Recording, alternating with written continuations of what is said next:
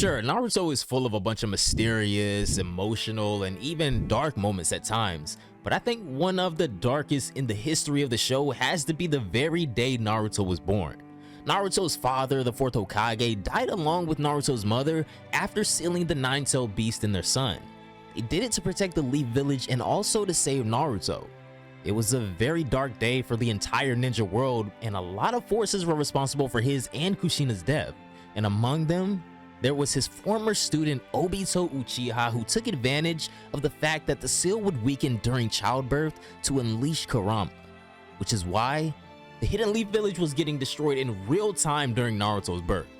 Little Itachi was holding the infant Sasuke, but everything was going wrong. Until finally, Minato decides to seal half of Kurama in Naruto because Naruto is allegedly the child of prophecy, so having the power of a tailed beast would have definitely helped his son out a lot. But of course, Kurama was still running amok. Kushina and Minato ended up using themselves as shields to protect their child. They die after asking the 3rd Hokage to finish raising Naruto for them. Alright, so this is the point in the story where we have to stop and we begin to create our own what-if scenario, the one where Minato also survives this entire incident. So this is how it's gonna go from this moment forward. Kushina knew that she was gonna die now that the tailed beast had been separated from her, and she also knew that the life of her newborn child and husband were also at stake. And so, just before she passes away, she makes Minato promise to always take care of their son, to never let him feel alone. Just like Minato, she knew all about the heavy burden that Naruto was about to have to carry, how he was the child of prophecy, and how he's the man that would one day unite the ninja world. So it's only befitting that one of them has to stay behind and look after their son. She passes away with a smile on her face, knowing full well that Minato will take care of Naruto. Minato picks up Naruto and simply stares deep into the starry dark sky with a little tear running down his cheek, which then falls onto Naruto's hand. Naruto was crying throughout all the havoc, but ever since Kushina bid them farewell with that beautiful smile on her face, the little guy had been surprisingly calm, especially for a newborn. And now he's finally fallen asleep. Minato faces the 3rd Hokage, Hiruzen, and asks him if he can take over the Hokage seat for the time being. Hiruzen understands, and the next day, he's in the office instead of Minato. The official story is that the 4th Hokage managed to resolve the incident, but because of personal reasons, he's unable to continue leading the village as Hokage, at least for right now. The people were still upset and scared. I mean, of course they blamed the Uchiha clan, and then there would be Danzo.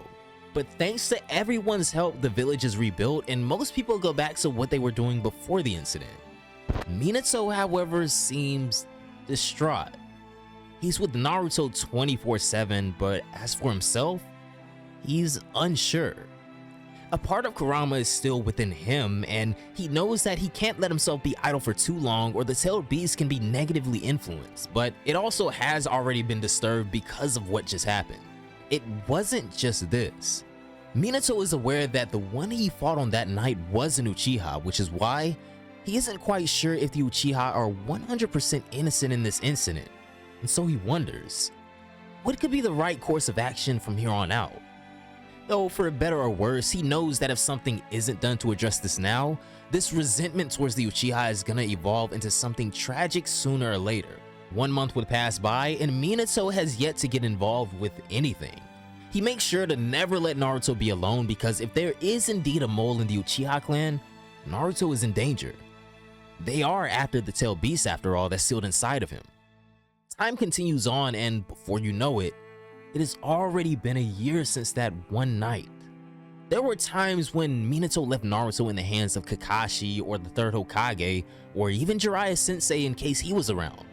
During these times, he would go outside the village to get some more information on the Akatsuki.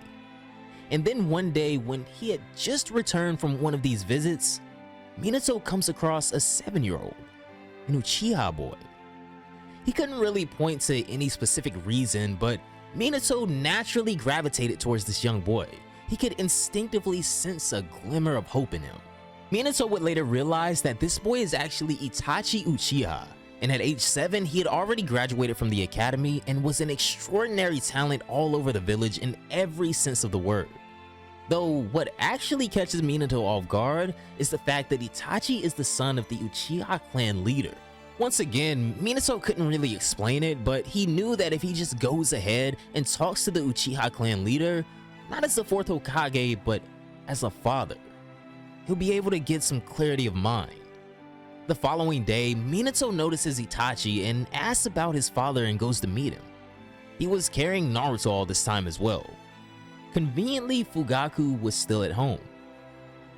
Well, what brings the 4th Hokage to my home? Fugaku asks. It's been a while, I sure do hope I'm not intruding, Minato replies. Fugaku seems kind of relieved actually.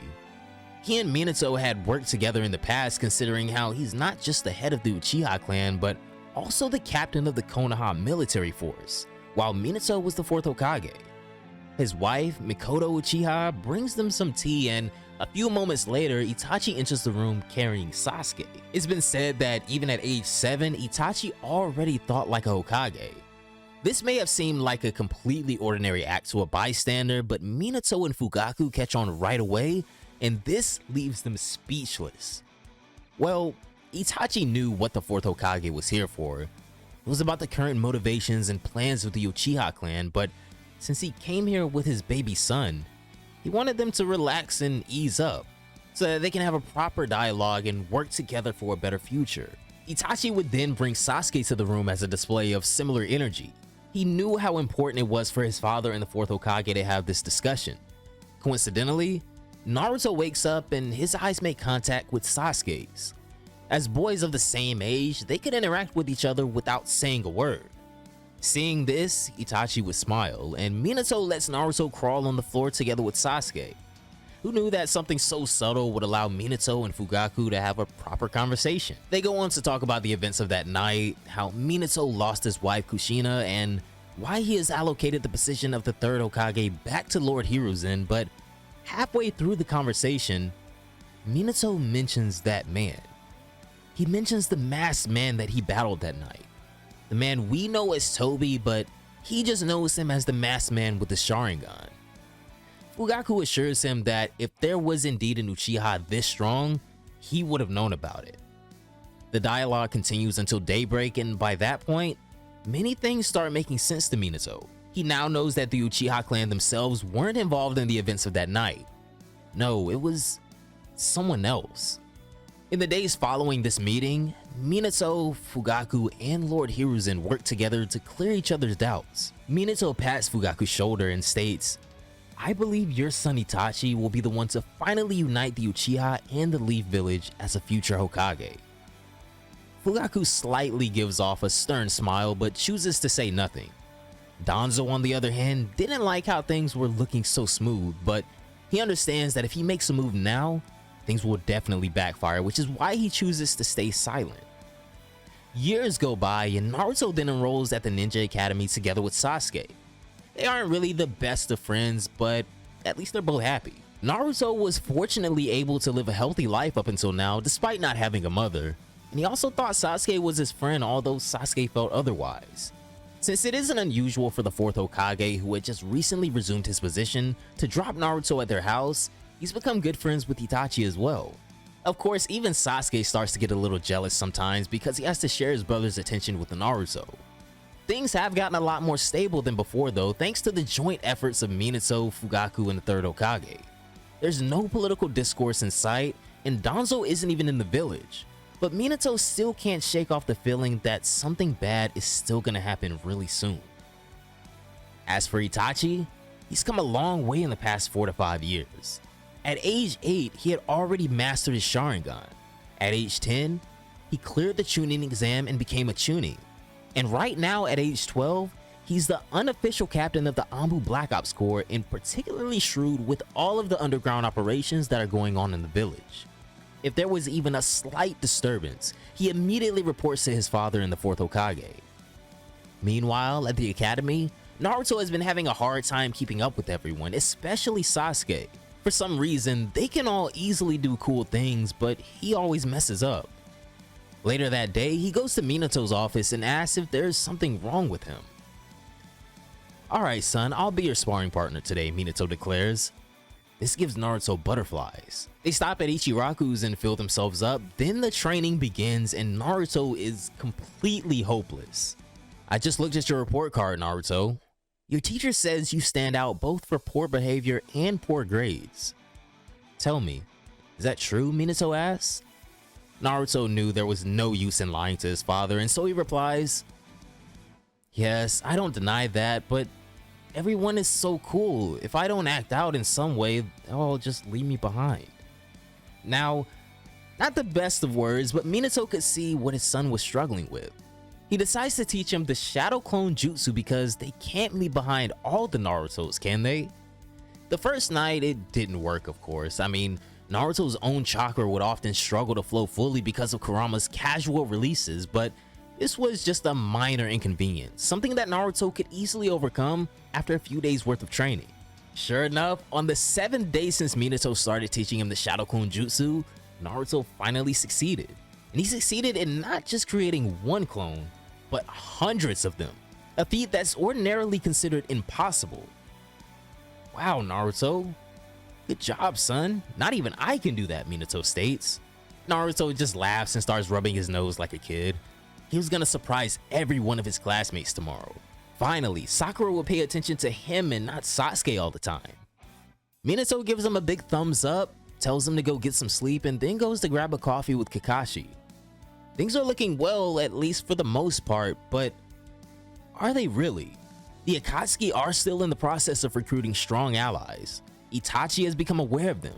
He was even recruited by a member named Kisame while out on a mission, but he defeated Kisame and silently left. Meanwhile, as it turns out, Danzo is actually in cahoots with the Akatsuki the entire time.